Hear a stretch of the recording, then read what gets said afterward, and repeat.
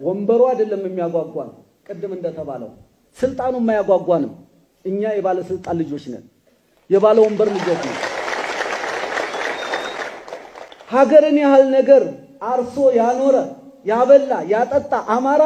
ዛሬ ለልመናጁ ተዘርግቷል በየቦታው ኢትዮጵያ ወደዳችሁም ጠላችሁም አሁን ልታምኑም ላታምኑም ትችላላችሁ ኢትዮጵያን ተወዳላችሁላችሁ ነገር ግን ምናድናት ምትድነው በአማራ ህዝብ ብቻ ነው እሲንታ ባለም ላይ ፊደል ያለው ሀገር ከእንግሊዝ ቀጥሎ ማን ነው ታዲያ ስለዚህ እኛ ፍልስፍናችን ቅኔው የማን ነው ስነ ጽሁፉ የማን ነው እምነቱ የማን ነው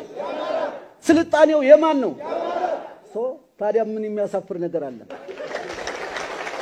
ያውን አንዳንዶች እነሱና አክሱም ለከሌ ምን ሆነ ይላሉ አክሱም የማን ነው እውነት እንነጋገር ከተባለ አይደለም ነው እኮ የአባቶቻችን የጣሳ አሻራ ነው እኮ አክሱም